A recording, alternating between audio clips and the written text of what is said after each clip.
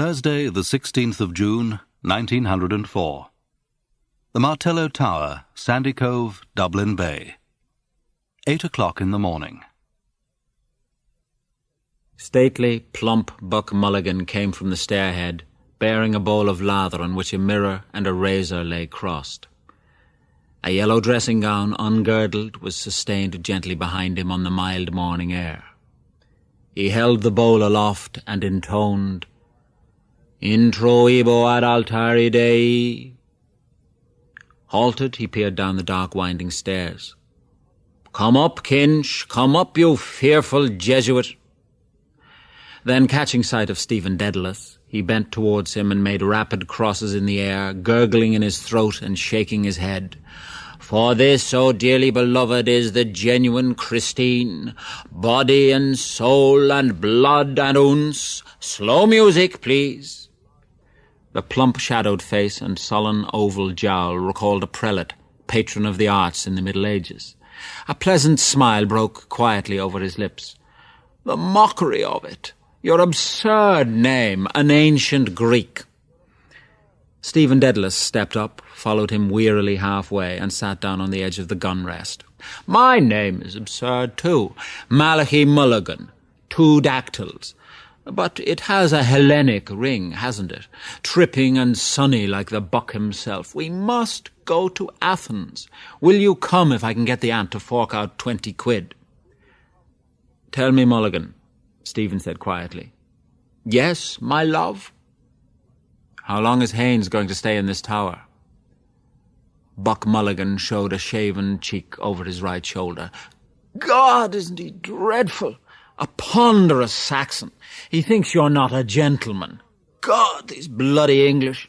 Bursting with money and indigestion because he comes from Oxford. You know, Dedalus, you have the real Oxford manner. He can't make you out. Oh, my name for you is the best. Kinch, the knife blade." He shaved warily over his chin. "He was raving all night about a Black Panther," Stephen said. "Where is his gun case?" "A woeful lunatic," Mulligan said. "Were you in a funk?" "I was," Stephen said, with energy and growing fear. "You saved men from drowning. I'm not a hero, however. If he stays on here, I am off." Buck Mulligan frowned at the lather on his razor blade. He hopped down from his perch and began to search his trouser pockets hastily. "Scutter," he cried thickly. "Lend us the loan of your nose rag to wipe my razor." Stephen suffered him to pull out and hold up on show by its corner a dirty, crumpled handkerchief. Buck Mulligan wiped his razor blade neatly. "The bard's nose rag. A new art colour for our Irish poets. Snot green. You can almost taste it, can't you?" He mounted to the parapet again and gazed out over Dublin Bay, his fair oak-pale hair stirring slightly. "The snot-green sea, the scrotum-tightening sea. Epe oinopa ponton. Ah, Dedalus, the Greeks. I must teach you. You must read them in the original. Thalata, Thalata. She is our great sweet mother." He turned abruptly his grey searching eyes from the sea to Stephen's face. "The aunt thinks you killed your mother," he said. "That's why she won't let me have anything to do with you." "Someone killed her," Stephen said. "You could have knelt down, damn it, Kinch, when your dying mother asked you. There's something sinister in you." He shaved evenly and with care, in silence, seriously. Stephen, an elbow rested on the jagged granite, leaned his palm against his brow and gazed at the fraying edge of his shiny black coat sleeve. Pain, that was not yet the pain of love, fretted his heart. Across the threadbare cuff edge he saw the sea hailed as a great sweet mother by the well-fed voice beside him. The ring of bay and skyline held a dull green mass of liquid. A bowl of white china had stood beside her deathbed, holding the green sluggish bile which she had torn up from her rotting liver by fits of loud groaning vomiting. Buck Mulligan wiped again his razor blade. "Ah, poor dog's body," he said in a kind voice. "I must give you a shirt and a few nose rags. How are the second-hand breeks? I have a lovely pair with a hair stripe grey. You look spiffing in them. Thanks, Stephen said. I can't wear them if they're grey. He can't wear them, Buck Mulligan told his face in the mirror. Etiquette is etiquette. He kills his mother, but he can't wear grey trousers. He swept the mirror a half circle in the air to flash the tidings abroad in sunlight now radiant on the sea.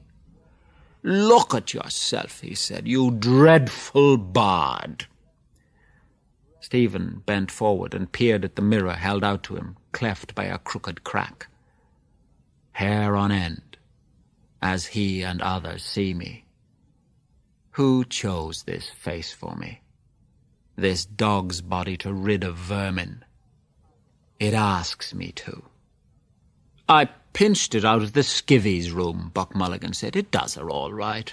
The aunt always keeps plain-looking servants for Malachy. Lead him not into temptation. And her name is Ursula. Laughing again, he brought the mirror away from Stephen's peering eyes. The rage of Caliban at not seeing his face in a mirror, he said. If Wilde were only alive to see you. Drawing back and pointing, Stephen said with bitterness, It's a symbol of Irish art. The cracked looking-glass of a servant. Cracked looking-glass of a servant. Tell that to the oxy chap downstairs and touch him for a guinea. He's stinking with money and thinks you're not a gentleman. His old fellow made his tin by selling jalap to the Zulus or some bloody swindle or other. God, Kinch, if you and I could only work together, we might do something for the island. Hellenize it. Do you remember the first day I went to your house after my mother's death? Stephen said. Buck Mulligan frowned quickly and said, What? Where? I can't remember anything. I remember only ideas and sensations. Why? What happened in the name of God? You were making tea, Stephen said, and went across the landing to get more hot water. Your mother and some visitor came out of the drawing room. She asked you who was in your room. Yes, Buck Mulligan said. What did I say? I forget. You said, Stephen answered, Oh, it's only Daedalus, whose mother is beastly dead. A flush which made him seem younger and more engaging rose to Buck Mulligan's cheek. Did I say that? Well, what harm is that?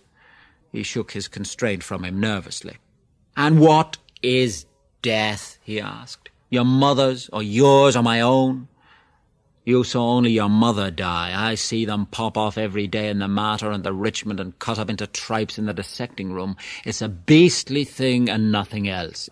Absurd. I suppose I did say it. I didn't mean to offend the memory of your mother. He had spoken himself into boldness. Stephen, shielding the gaping wounds which the words had left in his heart, said very coldly, I'm not thinking of the offence to my mother. Of what, then? Buck Mulligan asked. Of the offence to me, Stephen answered. Buck Mulligan swung round on his heel. Oh, an impossible person! He walked off quickly round the parapet. Stephen stood at his post, gazing over the calm sea towards the headland. Buck Mulligan's head halted for a moment at the top of the staircase, level with the roof. Don't mope over it all day, he said. I'm inconsequent. Give up the moody brooding. His head vanished, but the drone of his descending voice boomed out of the stairhead. And no more turn aside and brood upon love's bitter mystery, for Fergus rules the brazen cars. Fergus's song. I sang it alone in the house, holding down the long dark chords. Her door was open. She wanted to hear my music. Silent with awe and pity, I went to her bedside. She was crying in her bitter bed. For those words, Stephen, love's bitter mystery. Her eyes on me to strike me down, Liliata rutilantium te confessorum turma circumdet, jubilantium te virginium chorus excipiat. No, mother, let me be and let me live. Kinch, ahoy! Buck Mulligan's voice sang from within the tower. Daedalus, come down like a good mosey. Breakfast is ready. Haynes is apologizing for waking us last night. It's all right. His head reappeared. "I told Haynes your symbol of Irish art. He says it's very clever. Touch him for a quid, will you?" "I get paid this morning," Stephen said. "The school kip." "How much?" £4. 4 shining sovereigns. We'll have a glorious drunk to astonish the druidy druids." In the gloomy domed living room of the tower, Buck Mulligan's gowned form moved briskly to and fro about the hearth, hiding and revealing its yellow glow. 2 shafts of soft daylight fell across the flagged floor from the high barbicans, and at the meeting of their rays a cloud of coal smoke and fumes of fried grease floated, turning. "We'll be choked," Buck Mulligan said. "Haynes, open that door, will you? Janie Mac, I'm choked." A tall figure rose from the hammock where it had been sitting and went to the doorway. The key scraped round harshly twice, and when the heavy door had been set ajar, welcome light and bright air entered. Haynes stood at the doorway looking out. Buck Mulligan tossed the fry onto the dish beside him. Then he carried the dish and a large teapot over to the table, set them down heavily, and sighed with relief. "I'm melting," he said, as the candle remarked when... "But hush. Not a word more on the subject. Haynes, come in. The grub is ready. Bless us, O Lord, and these thy gifts. Where's the sugar? Oh, Jay, there's no milk." "We can drink it black," Stephen said. "There's a lemon in the locker." "Oh, damn you and your Paris fads. I want Sandy Cove milk." Haynes came in from the doorway and said quietly, "That woman is coming up with the milk." "The blessings of God on you," Buck Mulligan cried. He hacked at the fry on the dish and slapped it out on 3 plates, saying, "In nomine Patris, et Filii, et Spiritus Sancti." Haynes sat down to pour out the tea. "I'm giving you 2 lumps each," he said. "But I say, Mulligan, you do make strong tea, don't you?" Buck Mulligan, hewing thick slices from the loaf, said in an old woman's wheedling voice, "When I makes tea, as old Mother Grogan said. And when I makes water, I makes water." "Big gob, ma'am," says Mrs. Cahill. "God send you don't make them both in the one pot." The doorway was darkened by an entering form. "The milk, sir." "Come in, ma'am," Mulligan said. "Kinch, get the jug." An old woman came forward and stood by Stephen's elbow.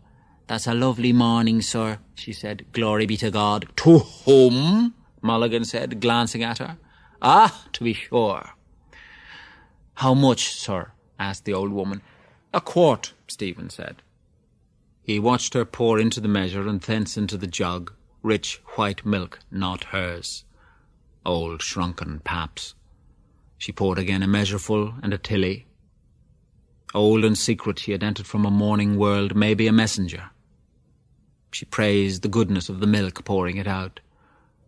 Crouching by a patient cow at daybreak in a lush field, a witch on her toadstool, her wrinkled fingers quick on the squirting dugs.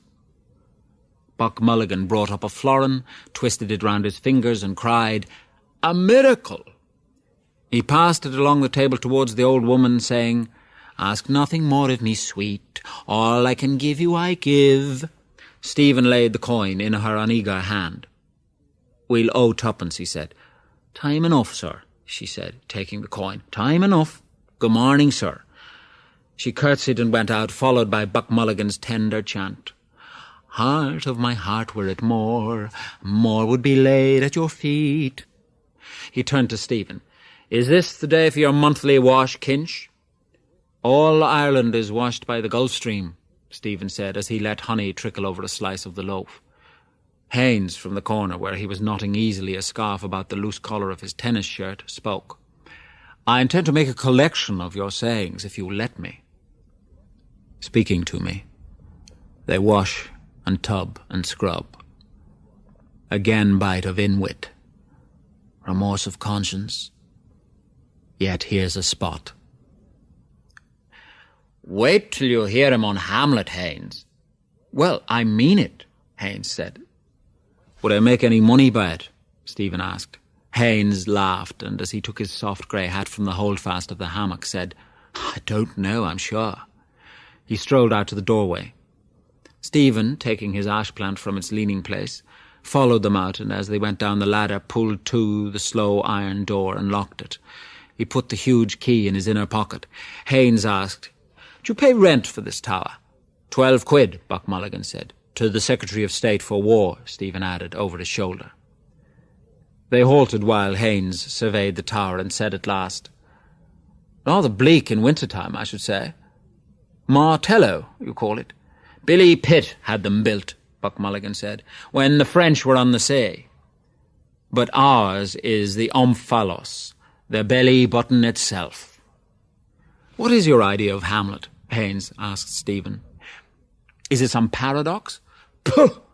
Buck Mulligan said. "We have grown out of wild and paradoxes. It's quite simple. He proves by algebra that Hamlet's grandson is Shakespeare's grandfather, and that he himself is the ghost of his own father. It's a wonderful tale," Haynes said, bringing them to a halt.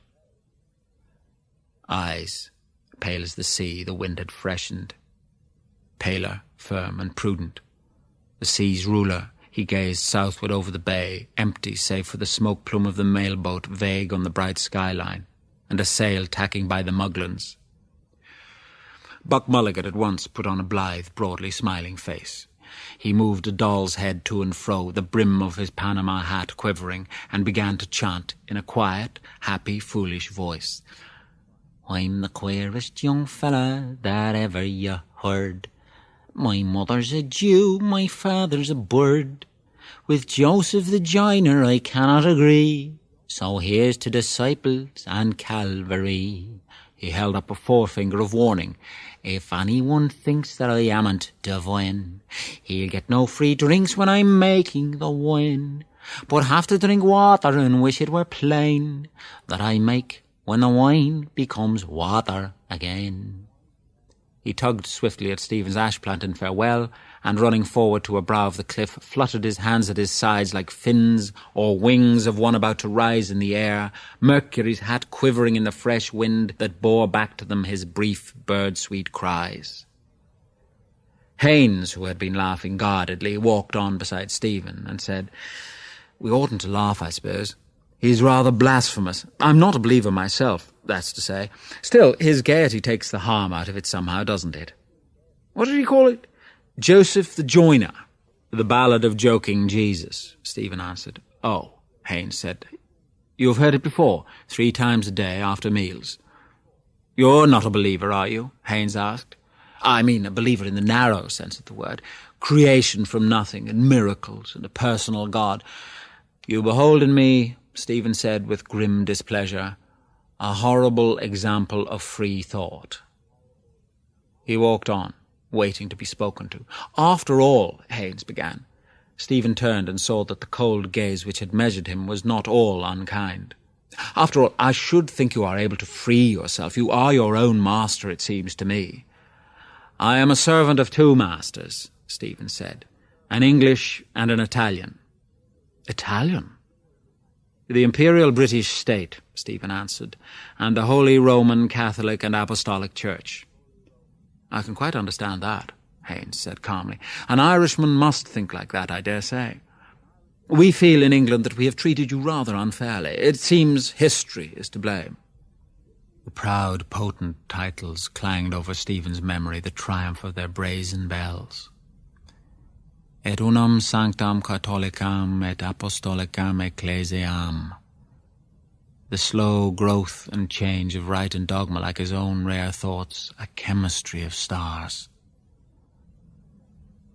2 men stood at the verge of the cliff watching. Businessman, boatman. "She's making for Bullock Harbour." The boatman nodded. "There's 5 fathoms out there. It'll be swept up that way when the tide comes in about 1. The man that was drowned. A sail veering about the blank bay, waiting for a swollen bundle to bob up, roll over to the sun, a puffy face, salt white. "Here I am." They followed the winding path down to the creek. Buck Mulligan stood on a stone in shirt sleeves, his unclipped tie rippling over his shoulder. A young man clinging to a spur of rock near him moved slowly frogwise, his green legs in the deep jelly of water. "Is the brother with you, Malachy?" "Down in Westmeath with the Bannons," Still there. I got a card from Bannon. Says he found a sweet young thing down there. Photo girl, he calls her. Snapshot, eh? Brief exposure. Buck Mulligan struggled out of his shirt and flung it behind him to where his clothes lay. Haynes sat on a stone, smoking. "Are you not coming in?" Buck Mulligan asked. "Later on," Haynes said. "Not on my breakfast." Stephen turned away. "I'm going, Mulligan," he said. "Give us the key, Kinch," Buck Mulligan said, "to keep my chemise flat." Stephen handed him the key. "And twopence," he said, "for a pint. Throw it here." Stephen threw the 2 pennies on the soft heap. "We'll see you again," Haynes said, turning as Stephen walked up the path and smiling at Wild Irish. Horn of a bull, hoof of a horse, smile of a Saxon. "The ship," Buck Mulligan cried. 12:30. "Good," Stephen said. He walked along the upward curving path. His mother's funeral. Liliata rutilantium, turma circumdet, jubilantium te virginium. I will not sleep here tonight. Home also I cannot go.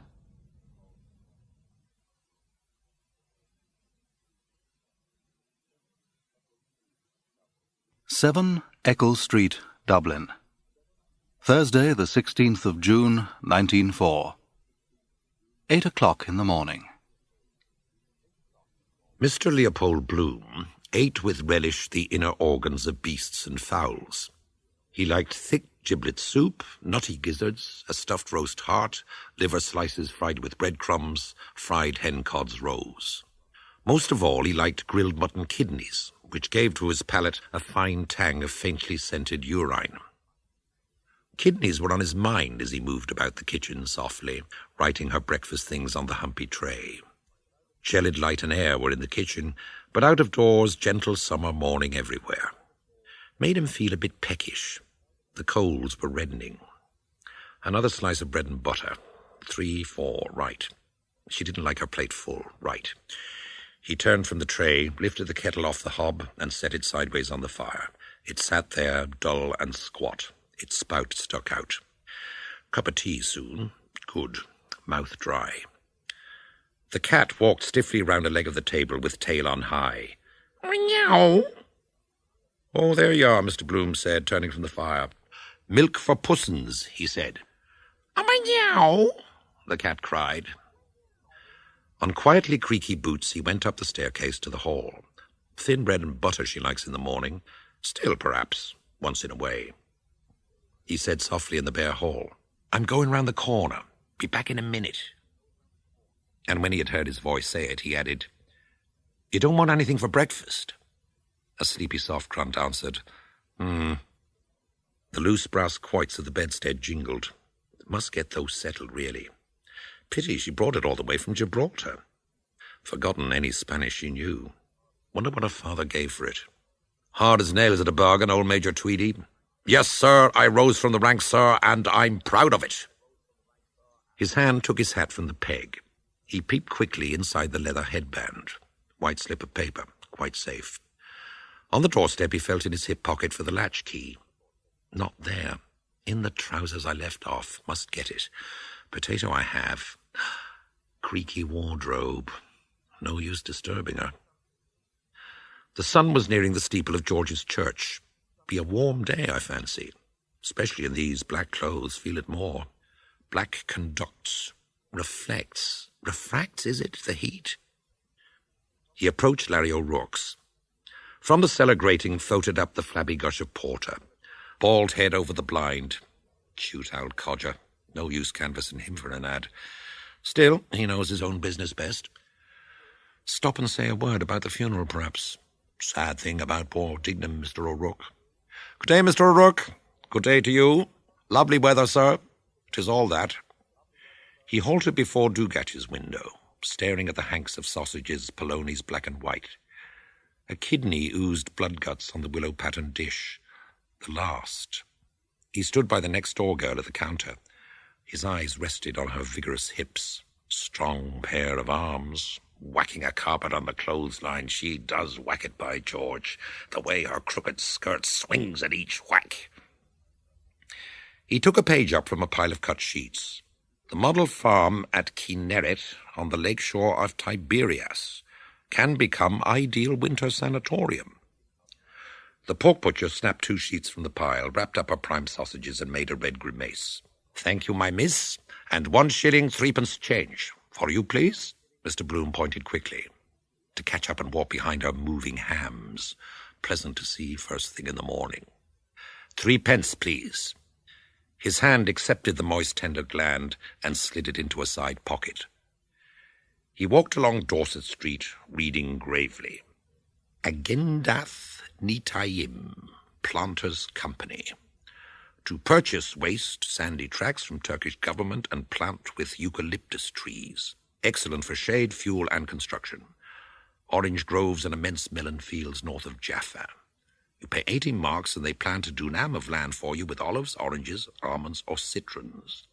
Bleistroystrasse 34, Berlin, West 15. Silver-powdered olive trees, quiet long days, pruning, ripening. Olives are packed in jars, eh? I have a few left from Andrew's.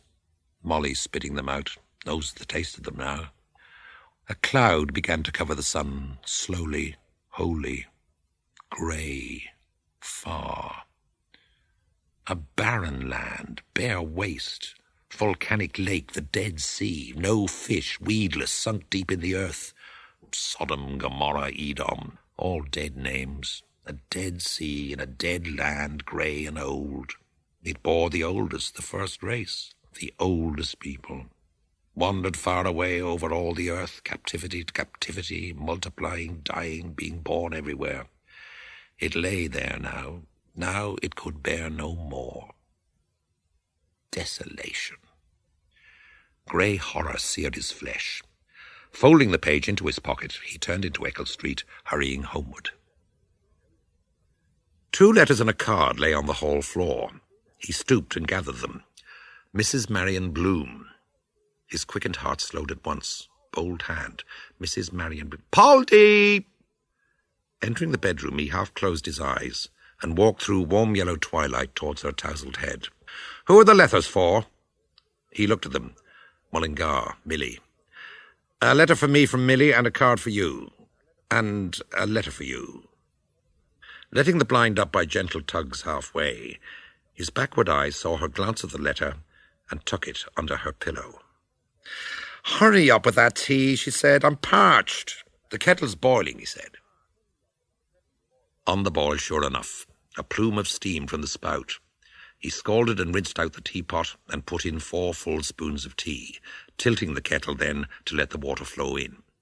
Having set it to draw, he took off the kettle, crushed the pan flat on the live coals, and watched the lump of butter slide and melt.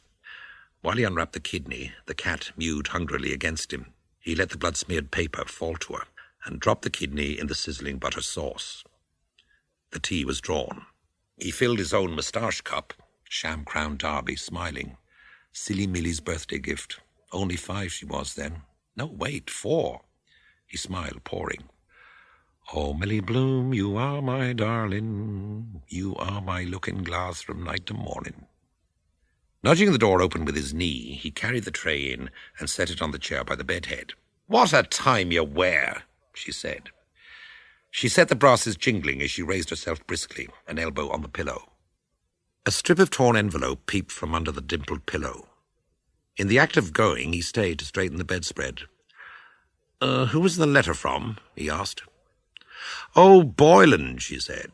"He's bringing the programme." "What are you singing?" "La Chi Durem with J.C. Doyle," she said, "and Love's Old Sweet Song." She doubled a slice of bread into her mouth, asking, "What time was the funeral?" 11, I think. I didn't see the paper. Following the pointing of her finger, he took up a leg of her soiled drawers from the bed. "No, that book, it must have fell down." The book, fallen, sprawled against the bulge of the orange-keyed chamber pot. "Show here," she said. "I put a mark in it. There's a word I wanted to ask you." She swallowed a draught of tea from a cup, held by non-handle, and having wiped her fingertips smartly on the blanket, began to search the text with a hairpin till she reached the word. Met him pike hoses. Met him what? He asked. Here, what does this mean? He leant forward and read near her polished thumbnail. Metempsychosis. Yeah, who's he when he's at home? Metempsychosis, he said, frowning. It's Greek, from the Greek. That means the transmigration of souls. Oh, rocks, tell us in plain words. He smiled, glancing askance at her mocking eyes. The same young eyes. The first night after the charades. Dolphin's Barn. He turned over the smudged pages. Ruby, the pride of the ring. Hello, illustration. Fierce Italian with carriage whip. Must be Ruby, pride of the on the floor naked. The monster Maffei desisted and flung his victim from him with an oath. Did you finish reading it, he asked. Yes. Do you want another? Yes, get another of Paul de Kock's. Nice name he has. The bath of the nymph over the bed. Given away with the Easter number of photo bits. Splendid masterpiece in art colours. 3 and 6 I gave for the frame. He turned the pages back. Metempsychosis, he said, is what the ancient Greeks called it. They used to believe you could be changed into an animal or a tree, for instance. What they called nymphs, for example. Her spoon ceased to stir up the sugar. She gazed straight before her, inhaling through her arched nostrils. There's a smell of burn. Did you leave anything on the fire? The kidney, he cried. He fitted the book roughly into his inner pocket and, stubbing his toe against the broken commode, hurried out towards the smell. Pungent smoke shot up in an angry jet from the side of the pan. By prodding a prong of the fork under the kidney, he detached it and turned it turtle on its back. Only a little burnt. He tossed it off the pan onto a plate and let the scanty brown gravy trickle over it. Cup of tea now. He sat down, cut and buttered a slice of loaf.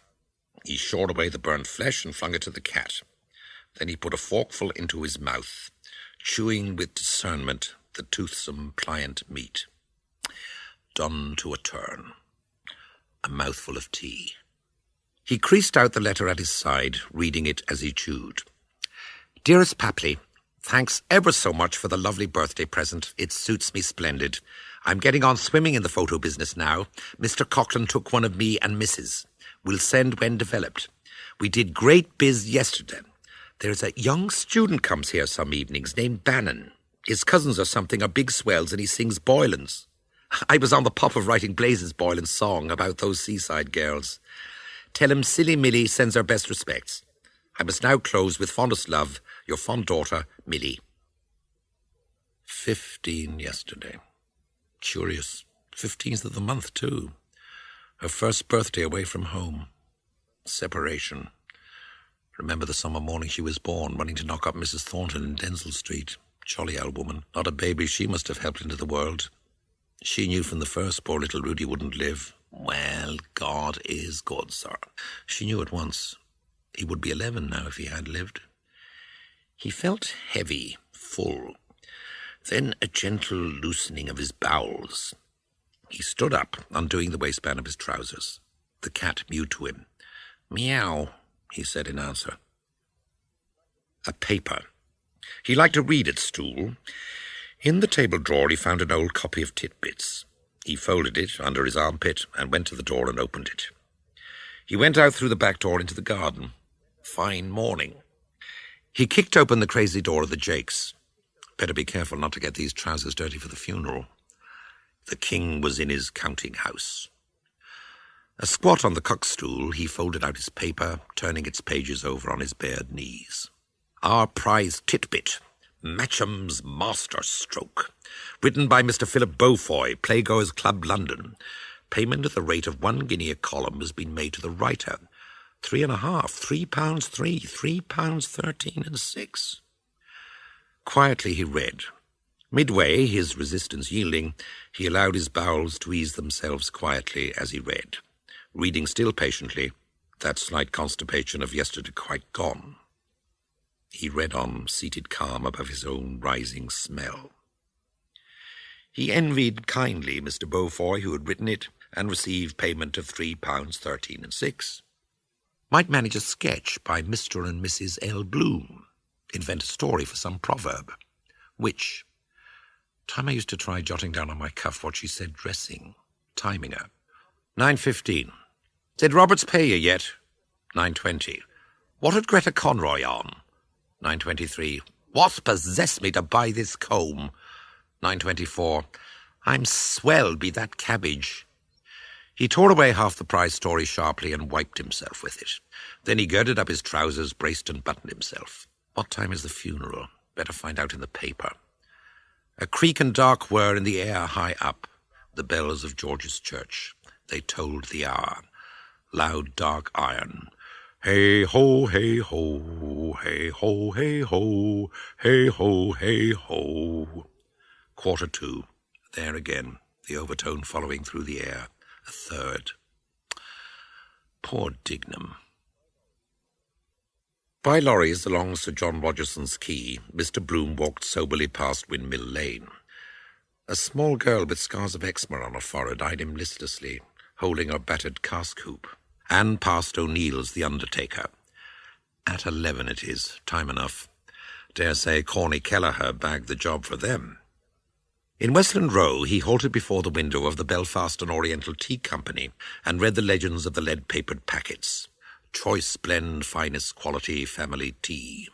The Far East. Lovely spot it must be, the garden of the world. Big lazy leaves to float about on, cactuses, flowery meads. Where was the chap I saw in a picture somewhere? Ah, yes, in the Dead Sea, floating on his back, reading a book with a parasol. Couldn't sink if you tried. So thick with salt, because the weight of the weight of the body in the water is equal to the what? It's a law, something like that. 32 feet per second. It's the force of gravity of the earth is the weight. He turned away and sauntered across the road. As he walked, he took the folded Freeman from his side pocket, unfolded it, rolled it lengthwise in a baton, and tapped it at each sauntering step against his trouser leg. From the curbstone he darted a keen glance through the door of the post office. Post here. No one. In. He handed the card through the brass grill. Are there any letters for me? While the postmistress searched a pigeonhole, he gazed at the recruiting poster with soldiers of all arms on parade. No answer, probably. Went too far last time. The postmistress handed him back through the grill his card with a letter. He thanked her and glanced rapidly at the typed envelope. Henry Flower, Esquire, care of P.O. Western Row City. Answer, anyhow. He slipped card and letter into his side pocket, reviewing again the soldiers on parade. Where's old Tweedy's regiment? There it is. He strolled out of the post office and turned to the right. His fingers drew forth the letter. Something pinned on. Photo, perhaps. Hair? No. Hello, Bloom. Where are you off to? Poor Dignam, you know. The funeral is today. Ah, to be sure, poor fella. Mr. Bloom went on round the corner. He unrolled the newspaper baton idly and read idly, "What is a home without plum trees, potted meat? Incomplete. With it, an abode of bliss." Mr. Bloom turned into Cumberland Terrace and, going on some paces, halted in the lee of the station wall. No one. He opened the letter within the newspaper. A flower. I think it's a yellow flower with flattened petals. Not annoyed, then. What does she say? Dear Henry, I got your last letter to me and thank you very much for it. I'm sorry you did not like my last letter. Why did you enclose the stamps? I'm awfully angry with you. I do wish I could punish you for that. I called you naughty boy because I do not like that other world. Please tell me what is the real meaning of that word. Are you not happy in your home, you poor little naughty boy? I do wish I could do something for you. I often think of the beautiful name you have. Dear Henry, when will we meet? I think of you so often, you've no idea. Please write me a long letter and tell me more. Remember, if you do not, I will punish you. Do not deny my request before my patients are exhausted. Goodbye now, naughty darling. I have such a bad headache today, and write my return to your longing, Martha. P.S. Do tell me what kind of perfume does your wife use? I want to know. XX, XX. He tore the flower gravely from its pinhold, smelt its almost no smell, and placed it in his heart pocket. Language of flowers. Such a bad headache. Has her roses, probably. Or sitting all day typing. Eye focus bad for stomach nerves. What perfume does your wife use? Now, could you make out a thing like that? Going under the railway arch, he took out the envelope, tore it swiftly into shreds, and scattered them towards the road. The shreds fluttered away, sank in the damp air.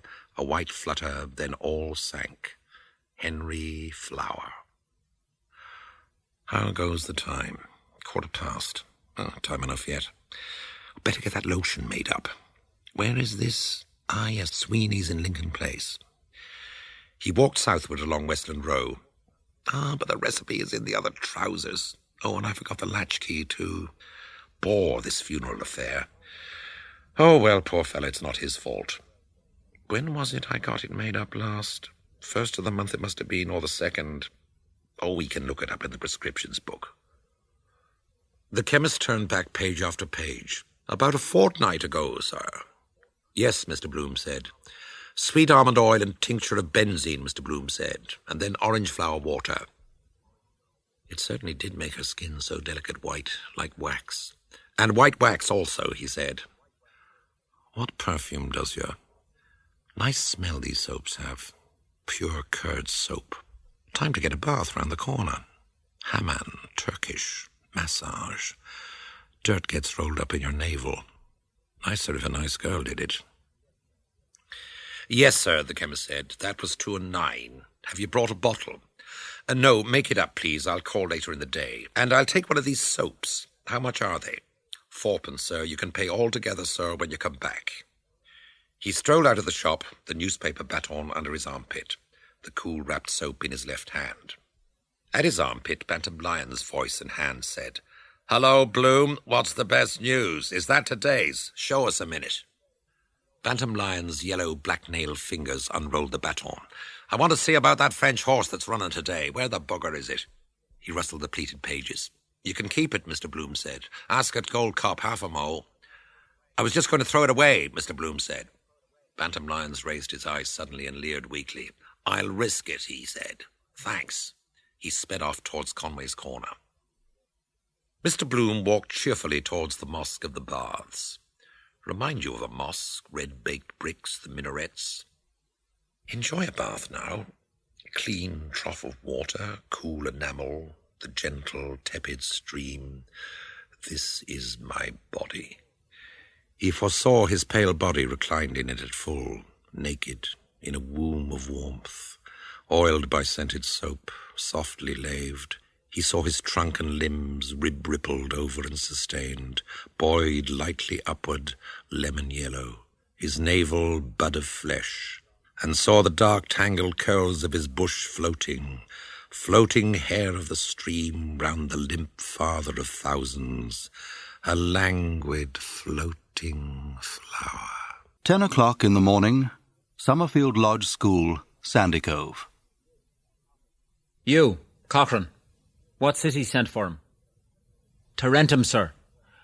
Very good. Well, there was a battle, sir. Very good. Where? I forget the place, sir. 279 BC. Asculum, Stephen said, glancing at the name and date in the Gore-scarred book. Yes, sir. And he said, another victory like that and we are done for. That phrase the world remembered. A dull ease of the mind. From a hill above a corpse-strewn plain, a general speaking to his officers leaned upon his spear. Any general to any officers. You, Armstrong, Stephen said. What was the end of Pyrrhus? Pyrrhus, sir?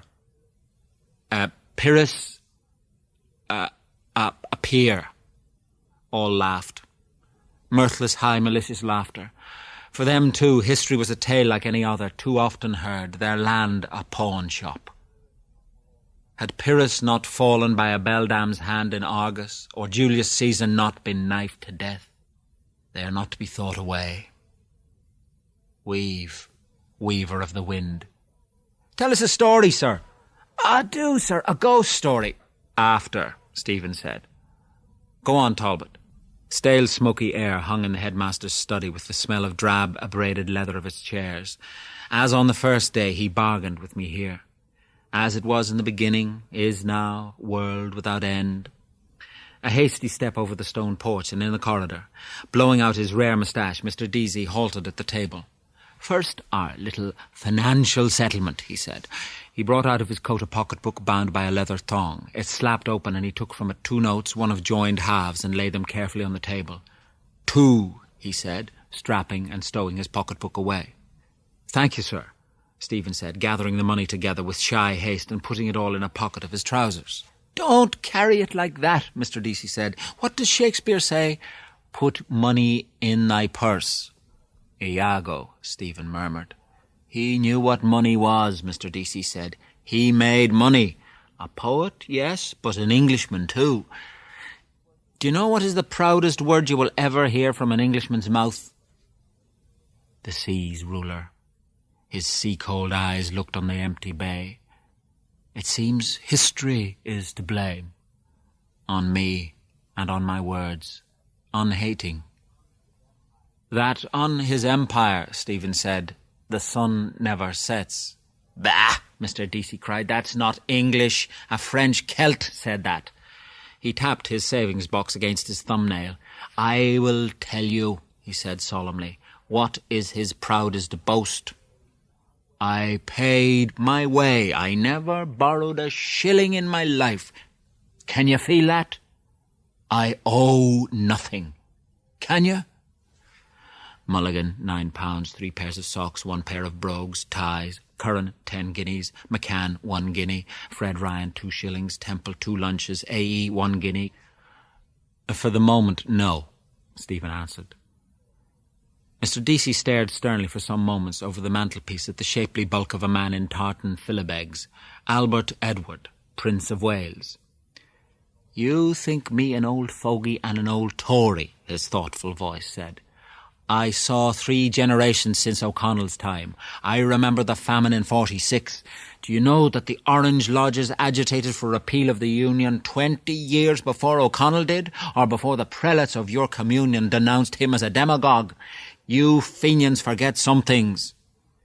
Glorious, pious and immortal memory. The Lodge of Diamond in Armagh, the splendid behung with the corpses of papishes. Horse, masked and armed, the Planters' Covenant. I have rebel blood in me too, Mr. Deasy said, on the spindle side. We are all Irish, all king's sons. Alas, Stephen said. That reminds me, Mr. Deasy said. You can do me a favour, Mr. Dedalus, with some of your literary friends. I have a letter here for the press. Sit down a moment. Shouts rang out from the boys' playfield and a whirring whistle. A goal. I'm among them, among their battling bodies in a medley, the joust of life. Now then, Mr. Deasy said, rising. He came to the table, pinning together his sheets. I have put the matter in a nutshell, Mr. Deasy said. It's about the foot and mouth disease. Just look through it. There can be no 2 opinions on the matter. May I trespass on your valuable space, the doctrine of laissez-faire, which so often in our history, our cattle trade, to come to the point at issue, foot and mouth disease, known as Koch's preparation, serum and virus, dictates of common sense, thanking you for the hospitality of your columns. I want that printed and read, Mr. Deasy said. You will see at the next outbreak they will put an embargo on Irish cattle, and it can be cured. I am trying to work up influence with the department. Now, I'm going to try publicity. I am surrounded by difficulties, by intrigues, by backstairs influence, by... Mark my words, Mr. Dedalus. England is in the hands of the Jews. In all the highest places, her finance, her press, old England is dying. They sinned against the light, Mr. Deasy said gravely, and that is why they are the wanderers on the earth to this day. Who has not? Stephen said. History is a nightmare from which I am trying to awake. From the playfield the boys raised a shout, a whirring whistle. Goal. The ways of the Creator are not our ways, Mr. Deasy said. All human history moves towards one great goal, the manifestation of God. Stephen jerked his thumb towards the window, saying, "That is God." "Hooray! Aye! Whee!" "What?" Mr. Deasy said. "A shout in the street," Stephen answered, shrugging his shoulders. Mr. Deasy looked down and held for a while the wings of his nose tweaked between his fingers. Looking up again, he set them free. "I am happier than you are," he said. "We have committed many errors and many sins. A woman brought sin into the world. For a woman who was no better than she should be, Helen, the runaway wife of Menelaus, 10 years the Greeks made war on Troy. A woman, too, brought Parnello. I am a struggler now at the end of my days, but I will fight for the right till the end. For Ulster will fight, and Ulster will be right." Stephen raised the sheets in his hand. "I foresee," Mr. Deasy said, "that you will not remain very long at this work. You were not born to be a teacher, I think. Perhaps I'm wrong." "A learner, rather," Stephen said. He rustled the sheets again. "Yes," Mr. Deasy said, "you have 2 copies there, if you can have them published at once. Telegraph, Irish Homestead." "I will try," Stephen said, "and let you know tomorrow. I know 2 editors slightly." He went out by the open porch and down the gravel path under the trees, hearing the cries of voices from the playfield. "Still I will help him in his fight. Mulligan will dub me a new name, the bullock-befriending bard. Mr. Dedalus!" "Running after me. No more letters, I hope." Mr. Deasy halted, breathing hard and swallowing his breath. "I just wanted to say," he said, "Ireland, they say, has the honour of being the only country which never persecuted the Jews. Do you know that?" "No." "And do you know why?" He frowned sternly on the bright air. "Why, sir?" Stephen asked, beginning to smile. "Because she never let them in," Mr. Deasy said solemnly. A cough ball of laughter leapt from his throat, dragging after it a rattling chain of phlegm. He turned back quickly, coughing, laughing, his lifted arms raised in the air. Ineluctable modality of the visible. Signatures of things I'm here to read. Sea spawn and sea wrack. The nearing tide. Stephen closed his eyes to hear his boots crush crackling wrack and shells. Am I walking into eternity along Sandymount Strand? Crush, crack, crick, crick. Won't you come to Sandymount, Madeline the mare? Open your eyes now. I will. See now. They came down the steps from Leahy's terrace prudently, and down the shelving shore flabbily, their splayed feet sinking in the silted sand. Number 1 swung lordily her midwife's bag, the other's gamp poked in the beach. From the Liberties, out for the day. Mrs. Florence McCabe, relict of the late Patrick McCabe, deeply lamented of Bride Street. One of her sisterhood dragged me squealing into life. Creation from nothing. I mustn't forget his letter for the press. And after, the ship, 12:30. His pace slackened. Am I going to Aunt Sarah's or not? My consubstantial father's voice. Sure he's not down in Strasbourg Terrace with his Aunt Sally. Couldn't he fly a bit higher than that, eh? Oh, weeping God, the things I married into. The grainy sand had gone from under his feet. His boots trod again a damp crackling mast. Razor shells, squeaking pebbles, that on the unnumbered pebbles beats. Wood sieved by the shipworm, lost armada. Unwholesome sandflats waited to suck his treading soles, breathing upwards sewage breath. He coasted them, walking warily. A porter bottle stood up, stogged to its waist in the cakey sand dough. He halted. I have passed the way to Aunt Sarah's. Am I not going there? Seems not. No one about. He turned northeast and crossed the Firmus sand towards the pigeon house. My Latin Quarter hat. God, we simply must dress the character. You were a student, weren't you? Just say in the most natural tone, when I was in Paris, Boulmiche, I used to. You were going to do wonders. What? Missionary to Europe after fiery Columbanus? Pretending to speak broken English as you dragged your valise, porter threepence across the slimy pier at Newhaven, a blue French telegram, mother dying, come home, father. The aunt thinks you killed your mother, that's why she won't. Then here's a health to Mulligan's aunt, and I'll tell you the reason why. She always kept things decent in the Hannigan family. He had come near the edge of the sea, and wet sand slapped his boots. He stood suddenly, his feet beginning to sink slowly in the quaking soil. Turn back. Turning, he scanned the shore south, his feet sinking again slowly in new sockets. The cold, domed room of the tower waits. He is the key. I will not sleep there when night comes. A shut door of a silent tower entombing their blind bodies. The panther's sab and his pointer. He lifted his feet up from the sock and turned back by the mole of boulders. A bloated carcass of a dog lay lolled on the bladder rack. A point, live dog grew into sight, running across the sweep of sand. Lord, is he going to attack me? Respect his liberty. You will not be master of others or a slave. I have my stick. Sit tight. From farther away, walking shoreward. Figures, too. The dog is running back to them. Who? The dog's bark ran towards him, stopped, ran back. Dog of my enemy. A primrose doublet, fortune's knave, smiled on my fear. Mulligan saved men from drowning, and you shake at a cur yelping. Would you do what he did? Would you or would you not? The man that was drowned 9 days ago off Maiden's Rock. They're waiting for him now. The truth, spit it out. I would want to. I would try. I'm not a strong swimmer. Water, cold, soft. I want his life still to be his, mine to be mine. A drowning man. His human eyes scream to me out of horror of his death. I could not save her.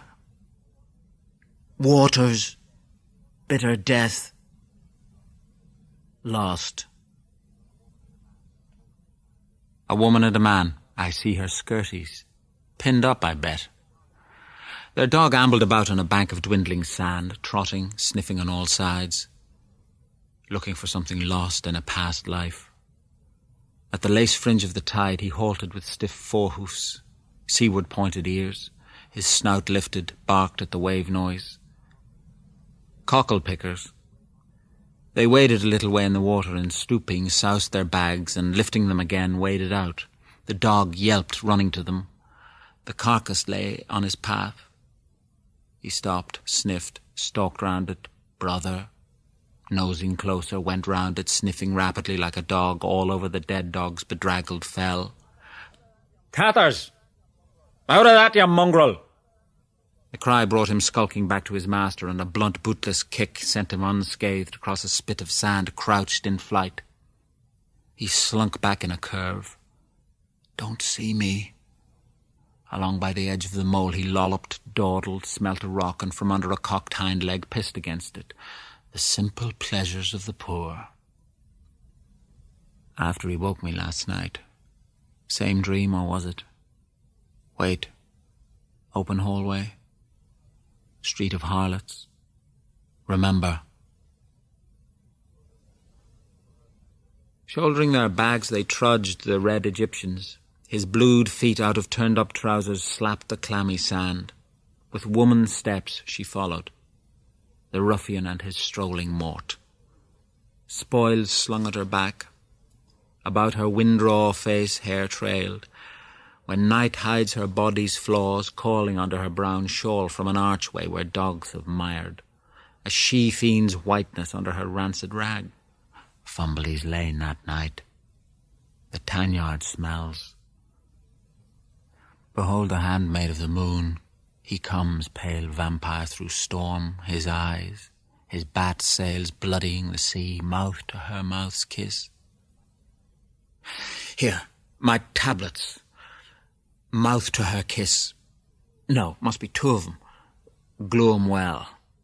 Mouth to her mouth's kiss. Paper? Old DC's letter. Thanking you for your hospitality. Tear the blank end off. Turning his back to the sun, he bent over far to a table of rock and scribbled words. He lay back at full stretch over the sharp rocks, cramming the scribbled note and pencil into a pocket, his hat tilted down on his eyes. Under its leaf he watched the southing sun. I am caught in this burning scene. Pan's hour, the faunal noon. And no more turn aside and brood. His gaze brooded on the broad-toed boots, a buck's cast-offs. He counted the creases of rucked leather wherein another's foot had nested warm. In long lassos from the Cock Lake the water flowed full, covering green goldenly lagoons of sand, rising, flowing. My ash plant will float away. I shall wait. No, they will pass on, passing. Better get this job over quick. Listen. A four-worded wave speech. Si su hirs is si is sus. In cups of rocks it slops, flop, slop, slap. And spent its speech ceases. It flows purling, widely flowing, floating, foam pool, flower unfurling. Under the upswelling tide he saw the writhing weeds lift languidly and sway reluctant arms, hising up their petticoats, in whispering waters swaying, and upturning coy silver fronds. Day by day, night by night, lifted, flooded, and let fall. Lord, they are weary. 5 fathoms out there. Full fathom 5 thy father lies. At 1, he said. Found drowned. High water at Dublin bar, a corpse rising salt-white from the undertow. There he is, hook it quick. Pull. We have him. Easy now. Bag of corpse gas sopping in foul brine. A sea change, this. Brown eyes become salt blue. Sea death, mildest of all deaths known to man. Old Father Ocean. Where? To evening lands. Evening will find itself. Yes, all days make their end. My handkerchief, did I take it back? His hand groped vainly in his pockets. No, I didn't. Better buy one. He laid the dry snot picked from his nostril on a ledge of rock carefully. Behind? Perhaps there is someone. He turned his face over a shoulder, rear regardant. Moving through the air, high spars of a 3-master, her sails brailed up on the cross trees, homing upstream, silently moving, a silent ship.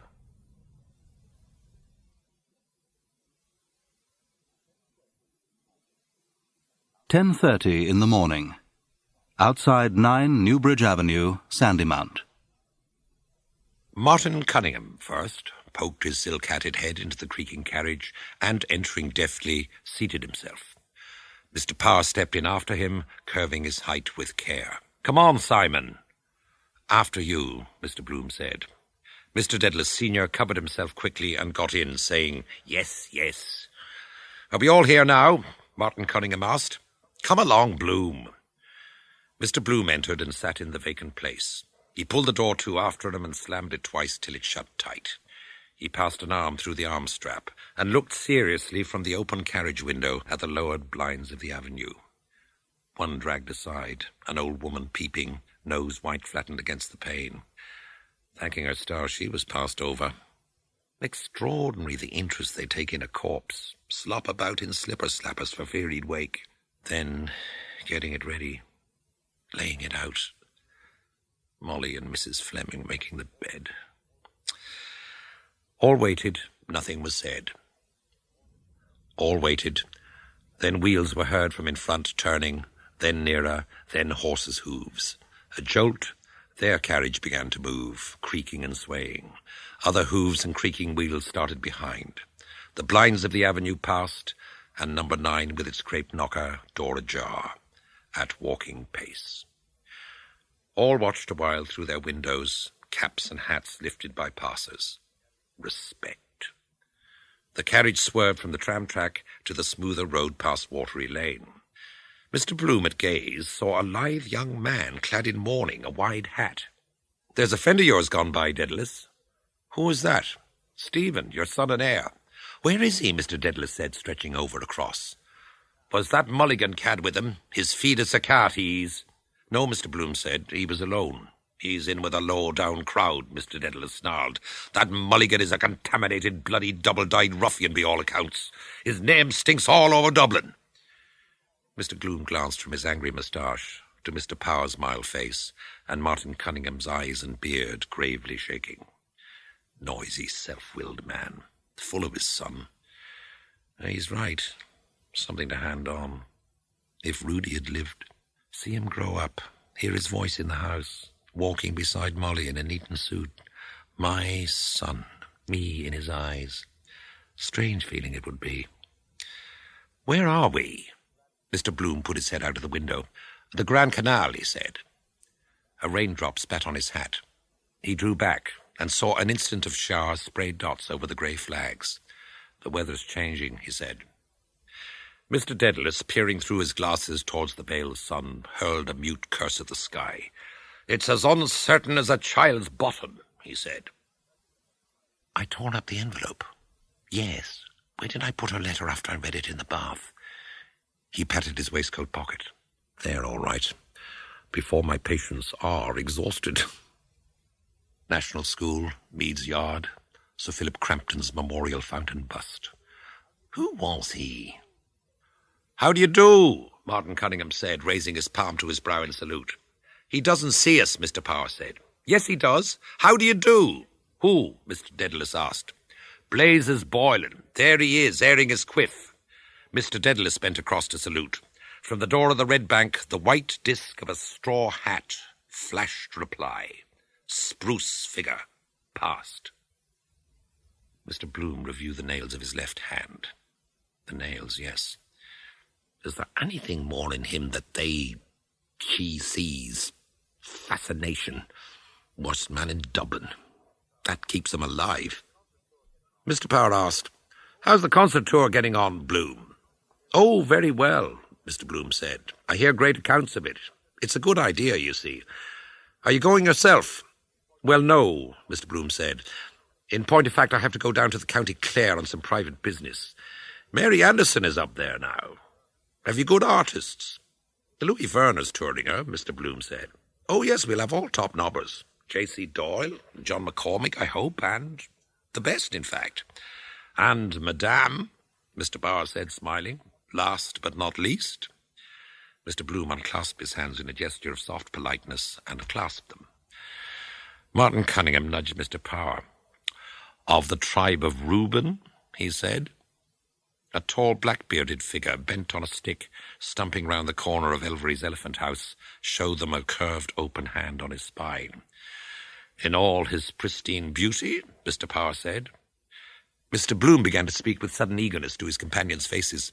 "That's an awfully good one going the rounds about Reuben J. and the Sun." "About the boatman?" Mr. Power asked. "Yes, isn't that awfully good?" "What is that?" Mr. Dedalus said. "I didn't hear it." There was a girl in the case," Mr. Bloom began, "and he determined to send him to the Isle of Man out of harm's way, but Martin Cunningham thwarted his speech rudely. "Reuben J. and the Son were piking it down the quay next the river on their way to the Isle of Man boat, and the young chiseller suddenly got loose and over the wall with him and into the Liffey." "For God's sake," Mr. Dedalus exclaimed. "Is he dead?" "Dead?" Martin Cunningham cried. "Not he.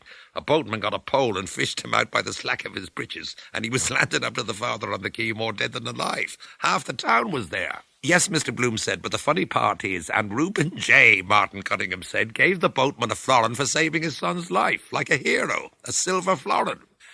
"1 and 8pence too much," Mr. Dedalus said dryly. Mr. Power's laugh burst into the carriage. Nelson Spiller. 8 plums for a penny, 8 for a penny. We'd better look a little serious, Martin Cunningham said. Mr. Dedalus sighed. Ah, then indeed, he said, poor little Paddy wouldn't grudge us a laugh. Many a good one, he told himself. Lord forgive me, Mr. Power said, wiping his eyes with his fingers. Ah, poor Paddy. I little thought a week ago when I saw him last and he was in his usual health that I'd be driving after him like this.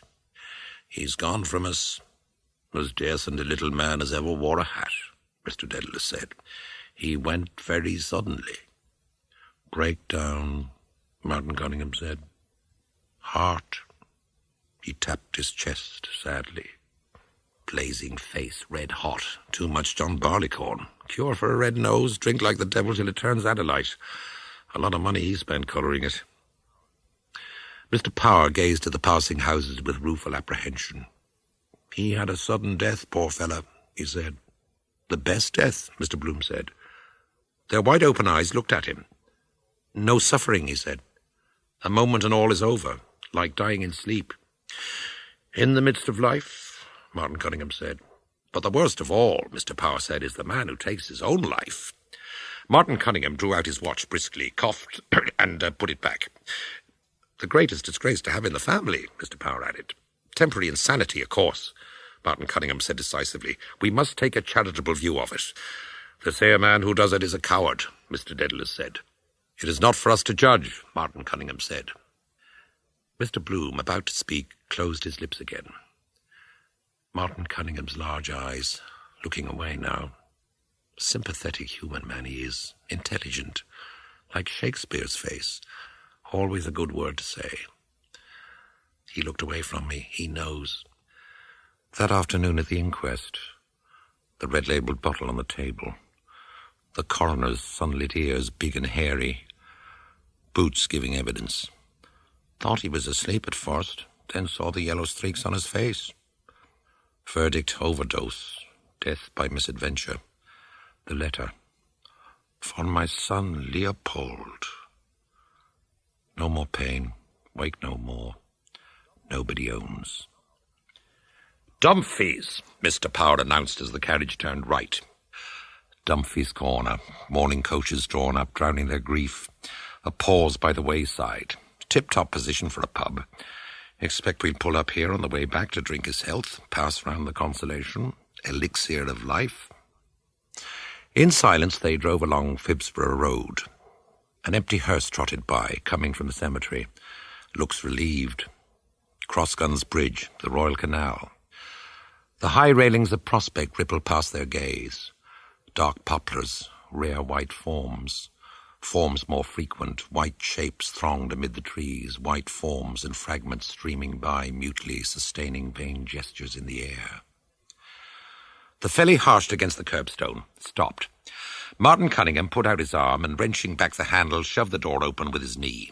He stepped out. Mr. Power and Mr. Dedalus followed. Mr. Bloom's hand unbuttoned his hip pocket swiftly and transferred the soap to his inner handkerchief pocket. He followed his companions. Mr. Kernan and Ned Lambert followed, Hines walking after them.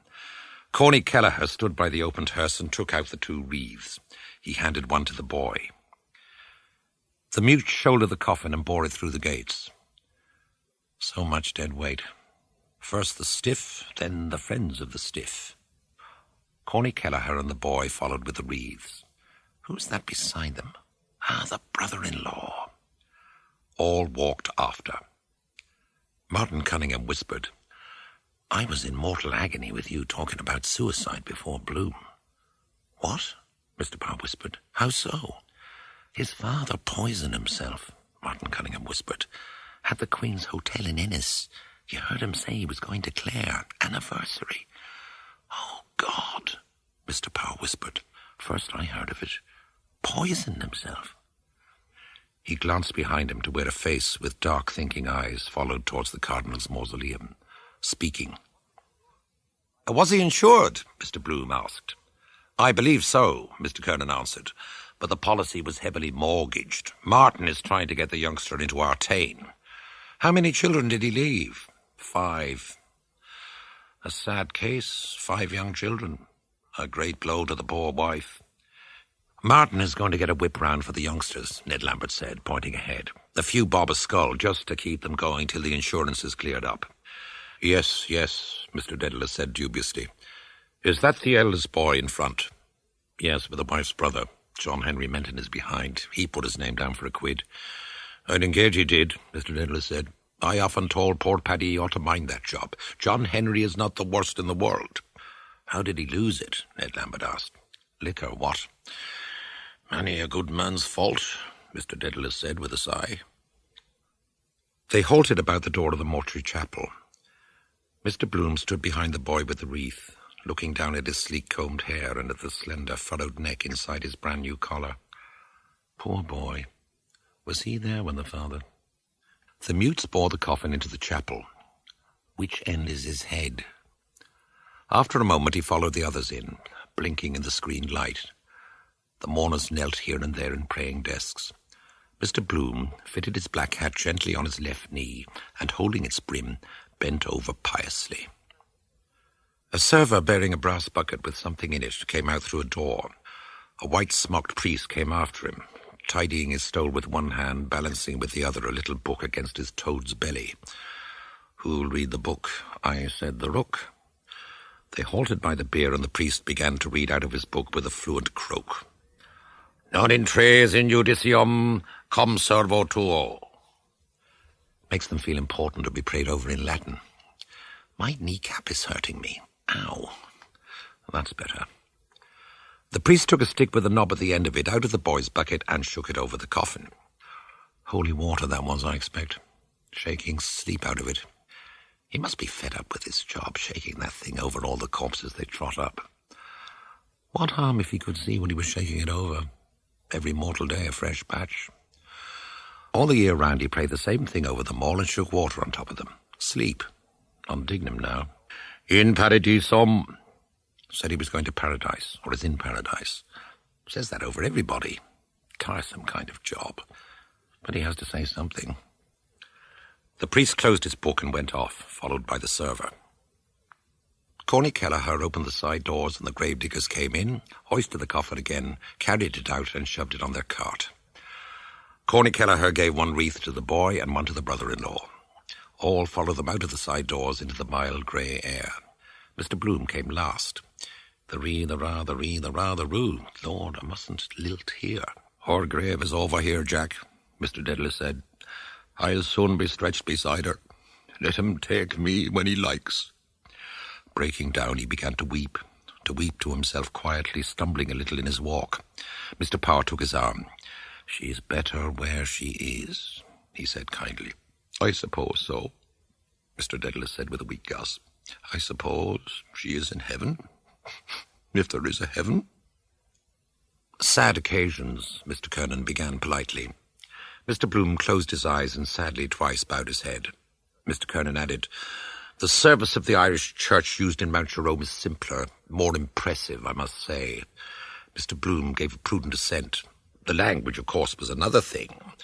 Mr. Kernan said with solemnity, I am the resurrection and the life. That touches a man's inmost heart. It does, Mr. Bloom said. Your heart, perhaps. But what price the fellow in the 6 feet by 2 with his toes to the daisies? No touch in that. The resurrection and the life. Once you are dead. That last day idea.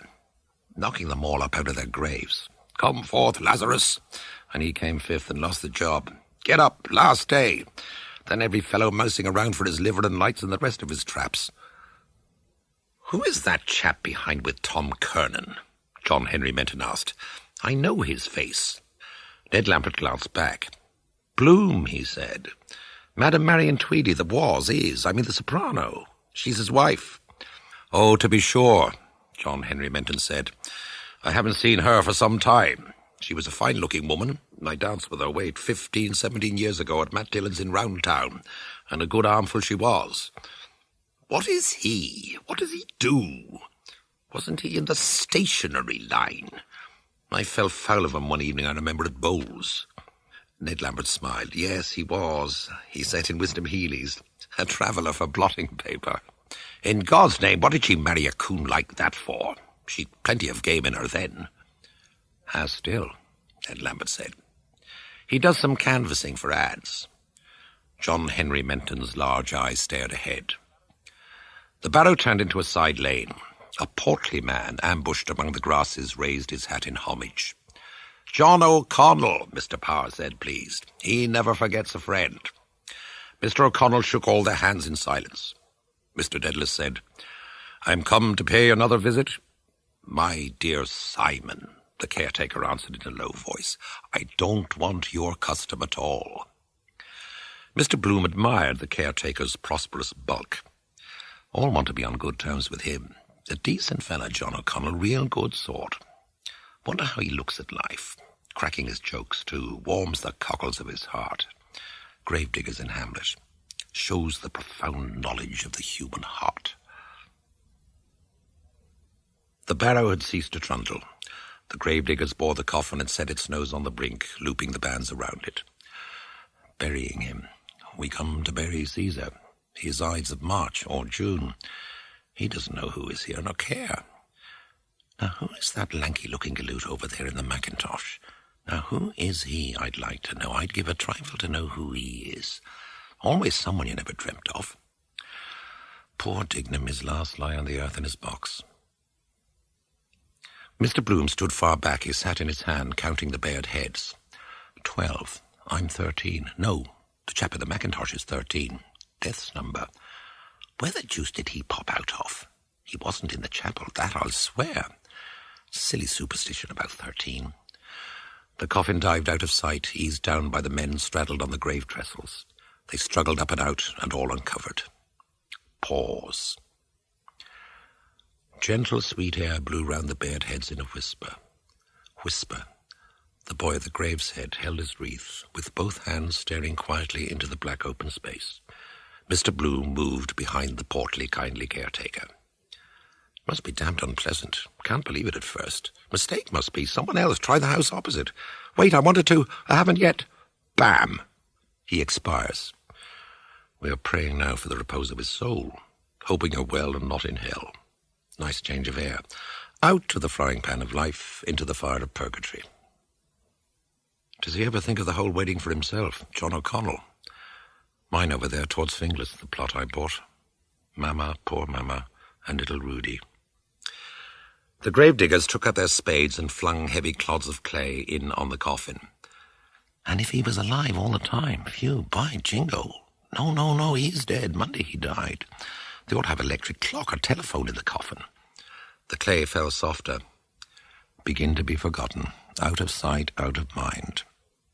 Mr. Bloom put on his hat and saw the portly figure of the caretaker make its way deftly through the maze of graves.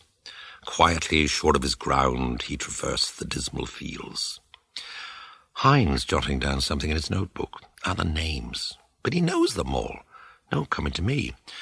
I'm just taking the names, Hines said below his breath. What is your Christian name? I'm not sure. L, Mr. Bloom said. Leopold. And tell us, Hines said, you know that fella in the fella was over there in the Mackintosh? Yes, I saw him, Mr. Bloom said. Where is he now? Mackintosh, Hines said, scribbling. Is that his name? He moved away, looking about him. No, Mr. Bloom began, turning and stopping. I say Hines. He didn't hear. That fella, where has he disappeared to? Not a sign, become invisible. Good Lord, what became of him? Clay, brown, damp, began to be seen in the hole. It rose, nearly over, all uncovered again for a few instants. The mourners moved away slowly without aim by devious paths. Mr. Bloom walked unheeded by saddened angels, crosses, broken pillars, family vaults, stone, hopes with upcast eyes. More sensible to spend the money on some charity for the living. Plant him and have done with him. A rattle of pebbles. Wait, stop. An obese grey rat toddled along the side of a crypt, moving the pebbles. An old stager, great-grandfather, he knows the ropes. The grey, alive, crushed itself under the plinth, wriggled itself under it. Tail gone now. One of those chaps would make short work of a fella, pick the bones clean. Wonder does the news go round whenever a fresh one is let down? Underground communication. Wouldn't be surprised. Got wind of Dignam. Last time I was here was Mrs. Sinico's funeral. Poor Papa, too. Give you the creeps after a bit. I will appear to you after death. My ghost will haunt you after death. There is another world after death called hell. I do not like that other world, she wrote.